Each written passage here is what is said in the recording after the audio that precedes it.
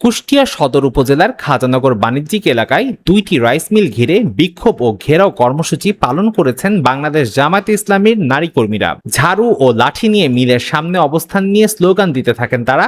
এক পর্যায়ে বন্ধ করে দেওয়ার মতো পরিস্থিতি সৃষ্টি হয়। 10টার পরে আর কি কিছু মহিলা এবং মহিলারাই, সবাই পুরুষ একটাও নয়, সবাই অনেকগুলাই, প্রায় হলো 80 থেকে 90 জন, তারা অফিসের ভিতরে ঢুকে গেছে। একেবারে ঢুকে যায় বলতেছে আপনারা বেরোন না কেন। আমাদের এখানেও পরিবেশের লোকজন আসছিল, তারা আসার পরে আমাদের এখানে মনে করেন যে আপনার সবগুলা ভিজিট করে পরীক্ষা করে দেখে, এখন আপনারা যদি কিছু বলতে হয় তাদের কাছে যে বলেন যে আসলে আপনাদের কমপ্লেন করলাম, কমপ্লেন কী করলেন, তা না করে আপনারা আবার হঠাৎ করে আসতেছেন কিসের জন্য। তারা বলতেছে ভাই আপনারা চলেন আমাদের সাথে। কোথায় যাব? আমাদের বাসায় চলেন। বাসায় যে দেখেন যে ছাই কী পড়তেছে। কিছু লোক জানে তারা কিছু জামাতের সাথে জড়িত আছে, মানে মহিলা জামাতের সাথে। আমার এই প্রতিষ্ঠানে একটা দুর্ঘটনা যদি ঘটে যায়, সেই ক্ষেত্রে এই দায়ভার নেবে কে? অতর্কিতভাবে আসছে তারা, আমাদের যে ঝাঁটা দিয়ে লাঠি নিয়ে, এটা কোন ধরনের পরিবেশ? যে ঘটনা বর্তমান ঘটছে, আমার মনে হচ্ছে 2টা মিলকে টার্গেট করে এই চক্রান্ত হচ্ছে। খুবই খারাপ একটা চক্রান্ত চলছে।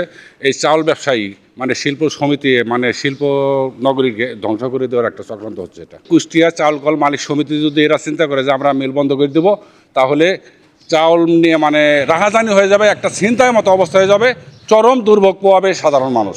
মিলের যে লেবার পলাইছে, আমার ধান সেদ্ধ হইতেছে, আমার ধানগুলো নষ্ট হয়ে গেল, 1200 মণ ধান আছে আমার ডয়ারে, লেবার পালাইছে মেয়েদের লাঠির ছোটার ভয় দেখে। এখন আমার অবস্থাটা কি? আমি তো শেষ। স্থানীয়দের অভিযোগ, মিল থেকে নির্গত ছাই ও ধুলাবালু নিয়ে বেশ কিছুদিন ধরেই বিরোধ চলছিল। পরিবেশ দূষণ ও স্বাস্থ্য ঝুঁকির বিষয়টি সামনে এনে ঘেরাও কর্মসূচি পালন করা হয়। ছাইটা খুবই খারাপ অবস্থা, আমরা তো বসবাসের একদম অযোগ্য হয়ে গেছে। আমাদের জিকে ক্যানালটা আপনারা যদি দেখে থাকেন, এখানে অটো রাইস মিলের তুষ থেকে শুরু করে যত রকম বজ্র পানি, গরম পানি, এটা সরাসরি ওনারা জিকে ক্যানালে দিচ্ছে। জিকে ক্যানালটা আমরা চাই কারেকশন হোক। মানে আমরা এখানে যে একটু জানালা খুলে বসবো কিংবা আমরা একটু বাইরে এসে দাঁড়াবো, আমরা যে একটু পানি খাবো, আমাদের সেই উপায় নাই। এই ছায়ের বিষয় নিয়ে আমরা কিছু মহিলারা একত্রিত হয়ে আমরা যত মানে উপর লেভেলে যতটুকু বলা যায় আমরা চেষ্টা আছি।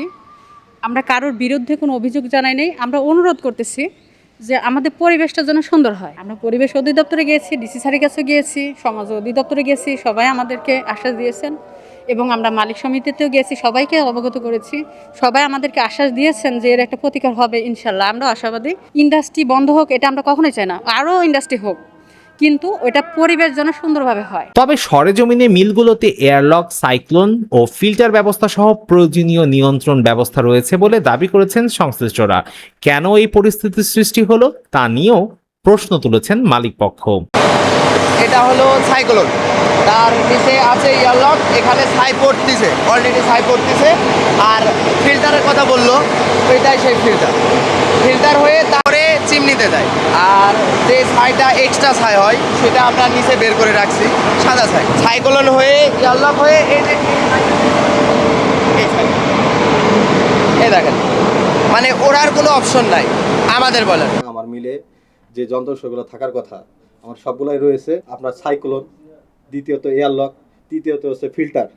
এই 3টা যার মধ্যে আছে তার কখনো সমস্যা হবে না। কিছুদিন আগে একটা জমি কিনে 5 তারিখের পরে আমাকে কিছু জামাতের লোক এসে আমাকে হুমকি দেয় যে আপনি এই জায়গায় প্রতিষ্ঠান আপনি করতে পারবেন না, তাদেরকে 3 হাত জমি দিতে হবে, না হলে আমার প্রতিষ্ঠান তারা বন্ধ করে দেবে।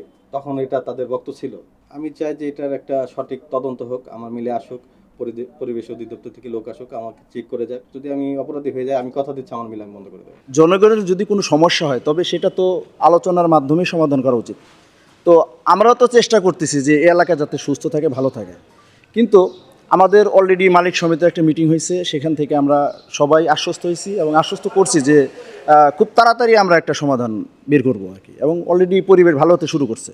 কিন্তু এমত অবস্থায় আমাদেরকে সময়ও দেওয়া হয়েছে, কিন্তু হঠাৎ করে আজকে বুঝতে পারলাম না যে শত শত নারীরা এসে কীভাবে মিলের উপরে অ্যাটাক করে একটা মিলের প্রোডাকশন বন্ধ করে দিয়ে মিলের যে ক্ষতি সাধন করতেছে।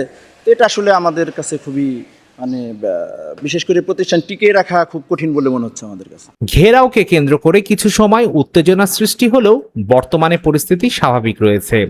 স্থানীয়রা বলছেন যে কোনো সমস্যা আলোচনার মাধ্যমে সমাধান হয় কাম্য। হাসানুজ্জামান রাজীব, আন্দোলনের বাজার ডিজিটাল।